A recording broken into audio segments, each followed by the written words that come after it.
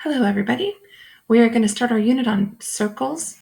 So first of all, we're going to go through some vocabulary about circles. A lot of these you know. For example, you know that the radius of a circle goes from the center to the outside. I'll call that OA. Now, it's good to note that a circle is indicated by its center, so I would call this one circle O. So whatever the center is, that's how we're going to name the circle. A chord of a circle is just a segment that has endpoints on the circle. So I'll call this one segment BC. So a chord is just a segment, the endpoints are on the circle. A diameter is a special kind of chord. I think we all know about that one. A diameter is a chord that goes through the center of the circle.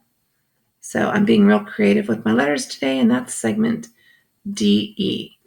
And of course, we know that a diameter is 2 times the radius. So that's good to know. A secant of a circle. A secant is a line or a segment or a ray that goes through the circle and touches it twice.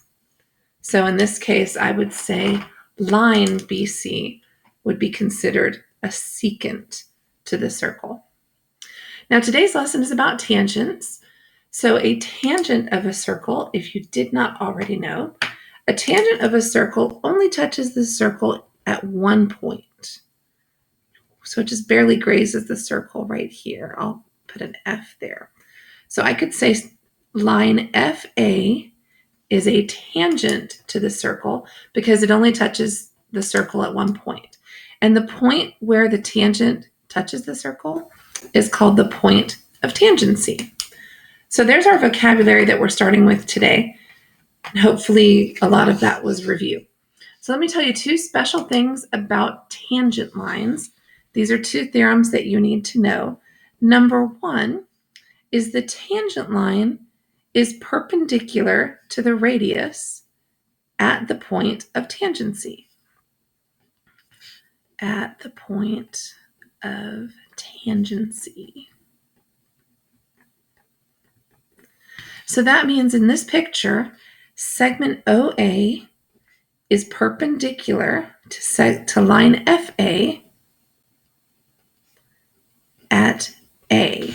So right here where the tangent meets the radius, it makes a right angle.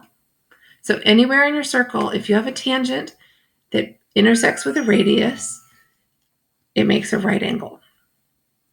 The other thing we need to know about our tangent lines is if we have 2 tangent lines, 2 tangents from the same exterior point. I'll demonstrate that for you in a second. 2 tangents from the same exterior point are congruent. And I'll draw a lovely circle down here because I know you've missed my fantastic drawings. So if I take this line, let's call it X, Y, and then I draw this one. Just remember what a great artist I am. We would say that this segment and this segment are congruent because they are tangent lines from the same exterior point. Now, a lot of times they'll specify for us that this is a tangent line for sure. But I think on most of today's work, the tangent, if it looks like a tangent line, go ahead and consider it to be a tangent line. One of the pictures you're going to see often with this, it's kind of like, I call it a dunce cap because it's like a pointy hat. But if we take our center and I draw a line over here to X and a line over here to Z, we know that those are right angles because the radius and the tangent are perpendicular. And then we can calculate the measures of these 2 angles right here by using the fact that it's a quadrilateral. And I know that the angles inside a quadrilateral add up to 360. So that should be pretty easy for me to figure out. So here we're going to work out some practice problems on one of your worksheets, and then you can work on the homework problems on your own. Okay, so let's do a few practice problems together. I've got I think it's called the worksheet. It has a CW next to it. It's the classwork. So that would be the work that we would do in class just for practice together. So here we go. It says all lines that appear to be tangent are tangent. Point P and point A are the centers of the circles. So that's good information to start with. So if it looks like a tangent, we're going to say it's a tangent. So on number 1, notice that TH looks like a tangent and HP is a radius. So I know that one's 90. And the same thing down here. And if I add up my angles, I know they add up to 360. So I'm going to find out, actually, here's my shortcut. 90 and 90 makes 180. So I end up knowing that these two angles are the other 180 degrees because the whole thing adds up to 360. So N would be 50 degrees. Hope that makes sense. Now look at number 2. Notice I've got a tangent ER and a tangent EM because they only touch the circle once. But notice this segment right here is not a radius. So don't go saying 90 degrees because it's not 90 degrees. But what we do know is that because ER and EM are tangents that come from a common point, that they are congruent, creating an isosceles triangle. So I'm going to do 180 minus 48 and get 132. And these two angles have to be congruent because it's isosceles, and half of 132 should be 66. Alrighty. Number 4 looks kind of interesting. This is a picture you will see again, so be ready for it. But we can use what we know about tangents and radius. So we've got a radius and a tangent. This is 90. A radius and a tangent. This is 90. And because it's a quadrilateral, quadrilaterals add up to 360, I can figure out that Z must be 130 degrees. 90 plus 90 plus 50, and subtract that from 360. Alrighty, look at number 6. Now, we notice here, I see a triangle, and we should know something about angle P because CP is a radius and PT is a tangent. So that's a right angle. So I'm thinking Pythagorean theorem. So my legs are x squared and 12 squared. But look at the hypotenuse. I only know this portion that goes from the circle out to T. So what I need to work out is how far is it from C to here? And this is going to sound kind of funny, but you'll need this information as you go along. Every radius inside the circle is the same. So if this radius from C to P is x, then this radius right here is also x, which means this entire segment is 6 plus x. So my hypotenuse is going to be 6 plus x. And you're probably noticing there's a little bit of algebra that's going to go on here. So here we go. X squared plus 144. Remember when you square your binomial over here on the side, we'll write 6 plus x times 6 plus x, and we'll FOIL that.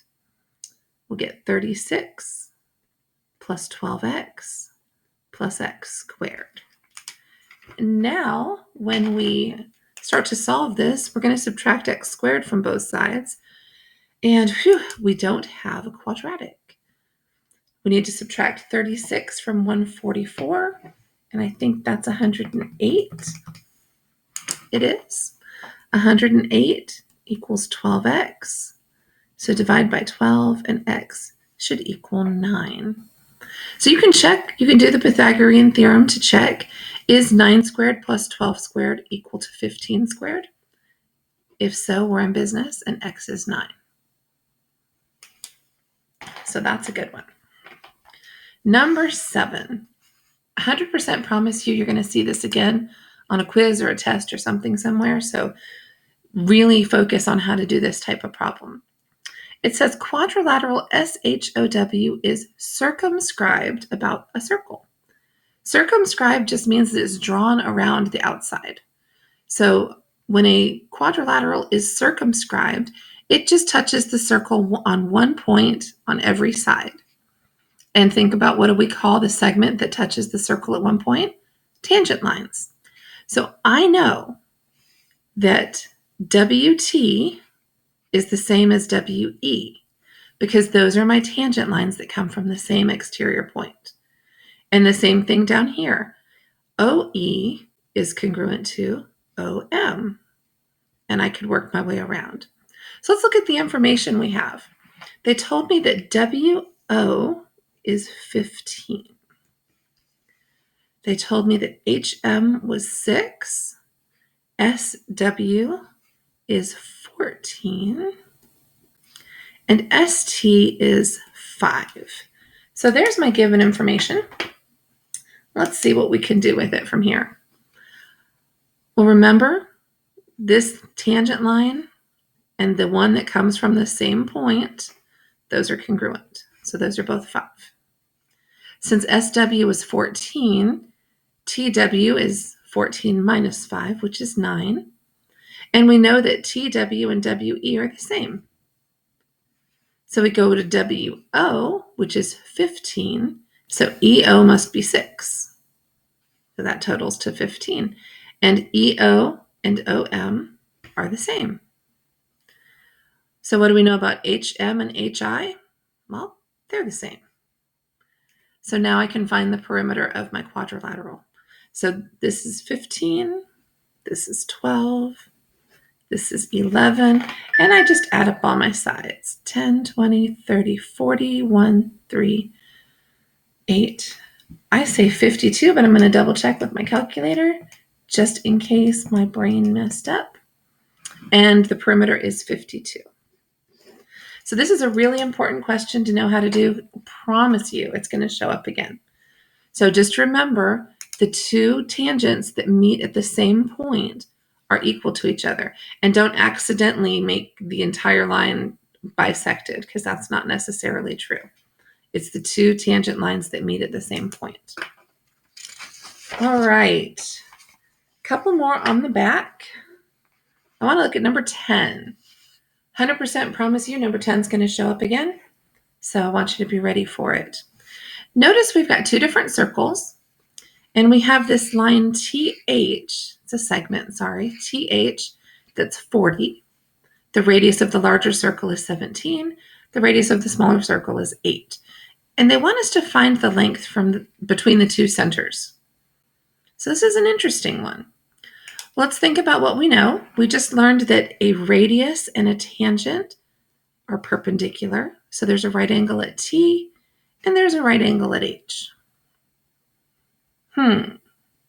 Now what we want to do is we want to draw a segment from the center P over here to create a rectangle.